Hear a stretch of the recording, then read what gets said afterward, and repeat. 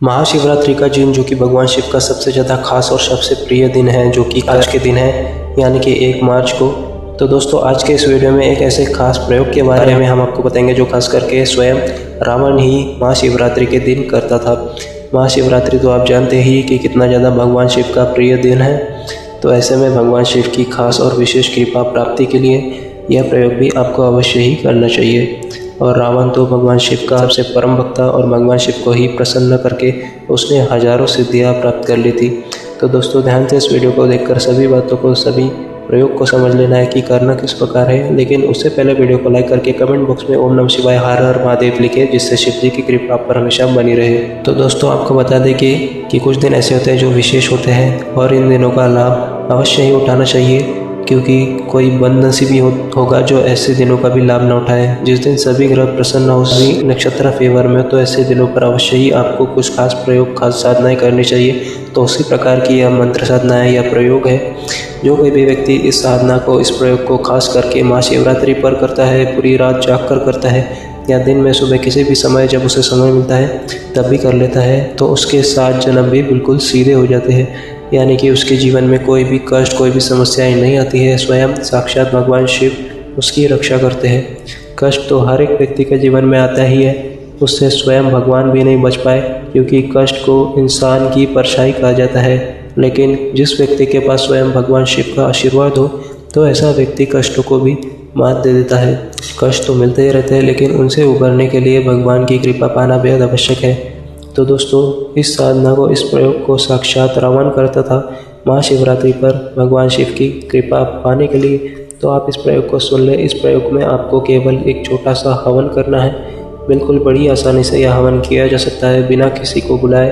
बाहर से किसी पंडित जी को भी आपको नहीं बुलाना है, स्वयं ही इस प्रयोग को किया जा सकता है। बस आपको इतना करना है कि हवन की सामग्री लेकर आ जानी है, जो कि बड़ी आसानी से मिल जाती है। आम की लकड़ियाँ बड़ी आसानी से मिल जाती है। एक घी का डिब्बा लेकर आ जाना है, जिससे आप हवन में सामग्री डालकर उन्हें आसानी से जला सके और अपने घर में इसका लाभ उठा सके। क्योंकि इस प्रयोग को करने से घर में जितनी भी समस्याएं होती है, जितनी भी परेशानी होती है, वह बिल्कुल नष्ट हो जाती है, यानी बिल्कुल हवन में ही बिल्कुल राख हो जाती है। बहुत सारे लोगों के जीवन में इतने कष्ट होते हैं कि वह उनसे निकल ही नहीं पाते। कोई कर्ज से परेशान है, कोई शत्रु से परेशान है, किसी के जीवन में धन की समस्या है, तो ना जाने कितनी ज़्यादा समस्याएं हर एक व्यक्ति के जीवन में होती है।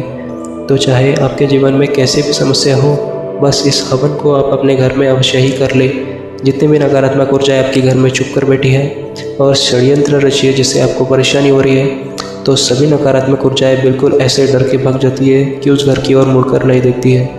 तो आपको करना इस प्रकार है कि आम की लकड़ियाँ, हवन सामग्री, एक घी का डिब्बा और थोड़ी सी गूगल आपको लेकर आ जानी है। इन सभी चीज़ों को एक साथ प्लेट में मिक्स कर लेना है।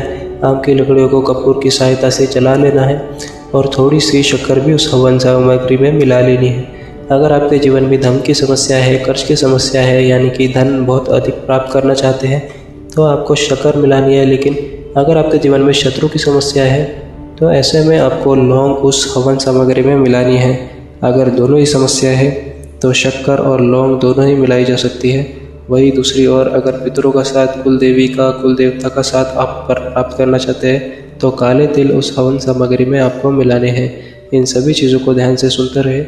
जिसकी जैसी समस्या है उसी प्रकार यह सामग्री को मिलाया जा सकता है। जो पहले चीज़ें हमने आपको बताई है, जैसे कि आम की लकड़ी, हवन सामग्री, गूगल, घी, इन सभी चीज़ों को तो मिलाना ही है। लेकिन समस्या अनुसार यह चीज़ें भी मिलाई जा सकती है, जो हमने आपको बाद में बताई है। बिल्कुल इसी प्रकार अगर आपकी विवाह में विलम्ब हो रहा है, यानी कि विवाह के बाद भी अगर लड़ाई झगड़े चलते हैं, विवाह नहीं हो पा रहा है, क्योंकि काफ़ी लोग हमसे इस समस्या के बारे में भी पूछते हैं, तब आपको करना यह है कि उस हवन सामग्री में कमल गट्टे के बीज मिला लेने हैं और उसी के साथ 8 लाल गुलाब के फूल भी मिला लेने हैं। इस प्रकार हर एक समस्या के लिए हम बता रहे हैं अलग अलग सामग्री, अपनी इच्छा अनुसार कुछ भी चीज़ें आप हवन सामग्री में मिला सकते हैं। अगर आपको नौकरी प्राप्त नहीं हो पा रही है या व्यवसाय अच्छा नहीं चल रहा है, तब ऐसे में आपको नारियल, यानी जो सूखा हुआ गोला होता है, सूखा नारियल होता है, वो उस हवन सामग्री में मिला लेना है। या फिर इन सभी चीज़ों को एक साथ मिला लेके भी हवन किया जा सकता है। तो बस आपको करना इस प्रकार है कि भगवान शिव की और माता पार्वती की कोई भी मूर्ति, कोई भी फ़ोटो एक स्थान पर रख कर, यानी कि आपको यह ध्यान रखना है कि आपका मुख पूर्व दिशा की ओर होना चाहिए और भगवान की मूर्ति की तस्वीर भी पूर्व दिशा की गुफा में ही रखनी है। चौमुखी दीपक आपको जलाना है। और अगर 5 अनाज को मिक्स करके दीपक तैयार कर लिए जाए, जैसे कि दाल, चावल, गेहूँ, मक्का, ज्वार, बावर, बाजरा, इस प्रकार की कोई भी 5 चीज़ों को रात को भिगोकर सुबह आप इसको पीसकर अगर इसका आटा तैयार करके दीपक बना सकते हैं तो अच्छा है। नहीं तो कोई भी मिट्टी का दीपक या कोई भी दीपक आप ले सकते हैं। बस इसमें आपको तिल का तेल डालना है और चौमुखी दीपक यह आपको जलाना है। फ्रूट में आप कोई केला, सेब आदि ले सकते हैं या फिर कोई मिठाई भी आप भगवान शिव को चढ़ा सकते हैं। उसके बाद अपने हाथ में जल लेकर, थोड़े से चावल लेकर, एक फूल गेंदे का लेकर आपको संकल्प लेना है कि हे भगवान शिव, इस दिन आपने माता पार्वती की इच्छा पूर्ण करी थी, तो इसलिए मैं भी यह हवन करने जा रहा हूँ। कृपया करके मेरी भी इच्छा को पूर्ण करें। मैं भी आपका परम भक्त हूँ, कृपया मेरी मदद करें। इस प्रकार से संकल्प लिखते हुए यही जो जल आपने लिया है, चावल और फूल लिया है, यह भगवान शिव के चरणों में रख देना। बस इस प्रकार करने के बाद आप हवन सामग्री में इस मंत्र की आहुति देते जाए। कम से कम 108 बार आपको आहुति देनी है, इससे ज़्यादा भी आप दे सकते हैं। वह आपके इच्छा पर निर्भर करता है। जितनी ज़्यादा आहुति आप देंगे उतना ही ज़्यादा अच्छा है। यानी कि जितना ज़्यादा अग्नि के सामने बैठकर इस मंत्र का जाप किया जाता है, अग्नि में आहुति दी जाती है, तो यह समझ ले उतने ही ज़्यादा जल्दी कार्य आपके सिद्ध होते हैं। वैसे कम से कम 108 बार ही कर सकते हैं। तो यह मंत्र आप सुन लें। यह इस प्रकार है: ओम ह्रोम जोम साह नमः शिवाय।